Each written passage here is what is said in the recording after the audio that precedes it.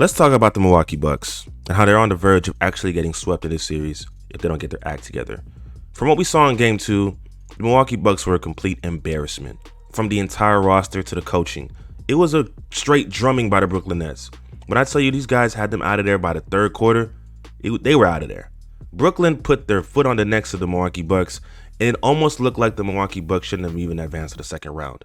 But let's go ahead and talk about this team. Before I get into it, of course, leave a like on the video, subscribe if you're new, and if you enjoy the NBA content, for sure, share it with your friends so they can check it out. But let's get into the video. So, Milwaukee down 0-2 in a series where it should be at least 1-1 and probably even 2-0 when you think of the fact that James Harden is not playing in the series. Now, James Harden's the best playmaker for the Brooklyn Nets offense, but we got to put some credit to these guys. KD, off of Achilles injury, is looking crazy, like the best player on the planet right now. And Kyrie Irving is looking like a miniature Kobe with his efficiency and the way he's balling, the way he's finding ways to score. They look crazy right now. And you can talk about the Brooklyn Nets, others, the Joe Harris, the Mike James, the Nick Claxton, everybody on that team, their roles are being played to the fullest extent. So that's what they're doing, and they're doing what they need to do.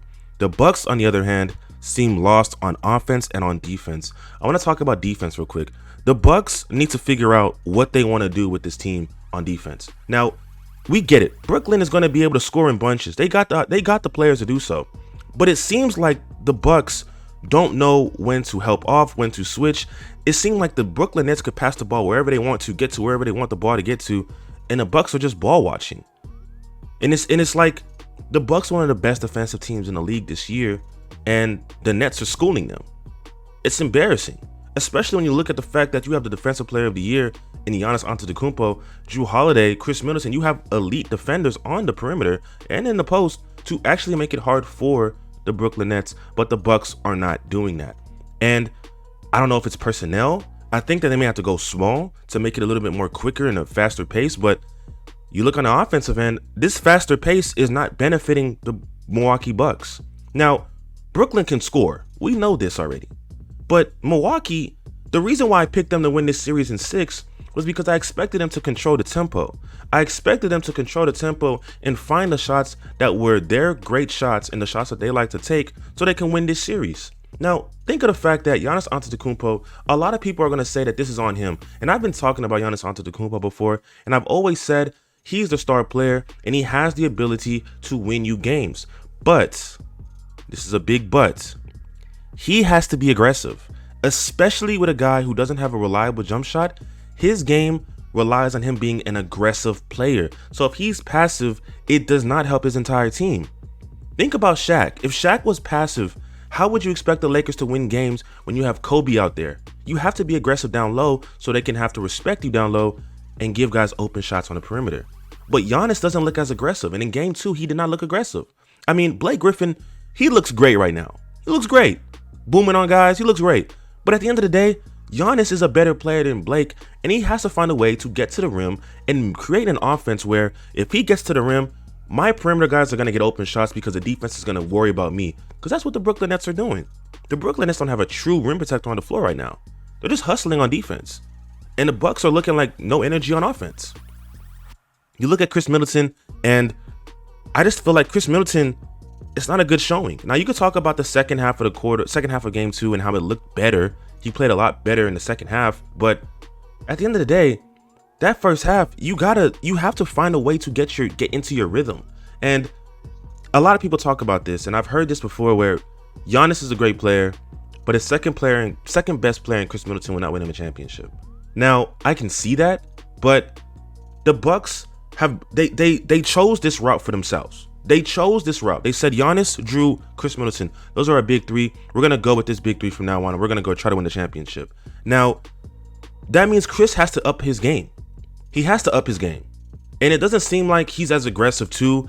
I just don't like the fact that the Bucks, again, their offense is so bad right now. They've only made 14 threes in this series so far in 2 games.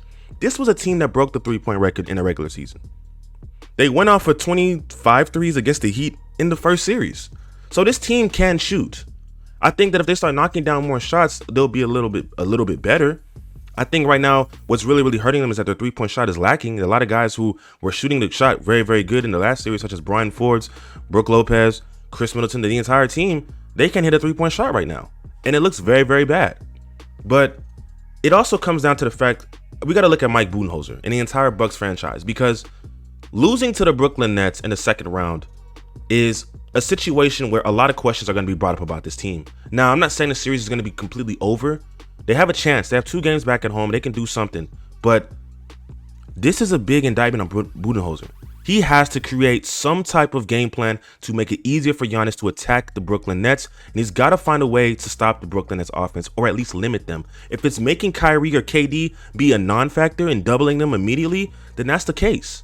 Now, we know that KD and Kyrie are not just easy guys to just stop. We know that. We're not going to talk about 2 guys who are going to make the Hall of Fame who are just great players that you're just going to stop those guys. You're not going to do that. But you have to create a game plan where it's harder for them to actually score. Well, a lot of times I'm seeing Kevin Durant stuck on PJ Tucker. Well, PJ Tucker guarding Kevin Durant in ISO land, and it's like, PJ Tucker's a great defender, a good defender. He hustles a lot. But Kevin Durant is an all-world talent. He needs that double. Look at all the NBA players and all the stars in the game right now who we all respect to be actual talents. Trae Young had 25 points in game 1. In the second half, the Sixers put Matisse Thybulle and Ben Simmons on him, and it made it so much harder for him to score. Now, of course, you guys are going to go in the comment section and say, well, Steve-O, the Brooklyn Nets have Joe Harris on the perimeter. They have Kyrie on the perimeter. They have other shooters on the perimeter. I get that. But then again, you still have to figure out a way to limit the offense. You have to make, if it comes down to the fact that KD or Kyrie, one of those guys cannot kill me, Joe Harris has to drop 40 points, so be it. And I think they have to control the pace on offense, because when they were down in that first quarter, they were rushing. They were taking shots that they usually don't take. Giannis pull up threes, that's not his game. Giannis needs to figure out if it's handoffs, if it's pick and rolls, if it's something to get him in spacing to get to the basket or just get to a spot where he is comfortable in. They got to do that. And I think it may start off with playing small, because I know Brook Lopez is a great shooter, but I mean, in this series, Brook Lopez, even in the rebounding game, he may look nice there, but defensively, it's not looking good. And I think that if Giannis is able to play the small ball 5, he creates more space. You have 4 shooters on the court, and the Brooklyn Nets won't be able to just collapse the paint like a lot of teams are doing with guys who don't know how to shoot the ball at an efficient well. So I think that's the main goal that the Milwaukee Bucks have to do. Now, going forward and going to the future, if the Bucks are to lose this series, I want to talk about the fact that Giannis Antetokounmpo, a lot of people are going to put this on him, and I feel it. As a star player, you get the blame if your team loses. But I think this is an indictment on the entire franchise, because at the end of the day, I honestly feel that Giannis is going to be more aggressive in these next 2 games, and if he isn't, he deserves every credit of the blame. But the fact that Giannis can't shoot the ball isn't an indictment on why the Bucks lost, and I'm hearing this a lot from a lot of people, and I feel like that's an excuse.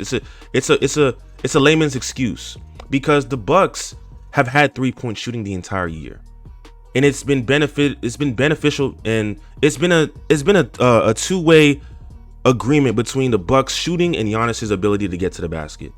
And when one is failing, the other is going to fail just because they need each other to create the offense that they've been so good at. So it comes down to the fact that Giannis has to be aggressive. And he was in game 1, but nobody shot the ball.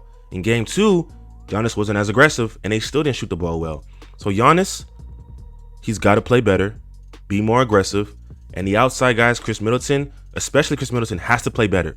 Especially Khris Middleton has to play better. As a number 2, we may not respect Khris Middleton as one of the best 2 guards in the league, but in this next game, he's got to play better. He has to, if they expect these guys to at least make the series competitive, because KD, Kyrie, and the Brooklyn Nets offense, they're looking scary right now, and they got to do something. The Bucks got to do something before this turns into something ugly. And you know what happens when a team gets swept or you don't perform to the expectations of a season. Management is calling upstairs, and you figure out some guys are getting traded or something's going to happen. But we'll see what happens in the near future. Game 3 is on Thursday, but we'll see if this series can actually be competitive like we thought it was going to be. Like a week ago, we thought this was going to be a good series. Now we're looking at it, and it's like, well, Brooklyn to the finals. But with that being said, if you guys enjoyed the video, of course, leave a like on the video. Subscribe if you're new. And if you enjoy the NBA content, I urge you to go ahead and share it with your friends so they can check out the video. Liking the video also helps the YouTube algorithm so people can check out my channel and videos. But of course, until next time, stay on beat.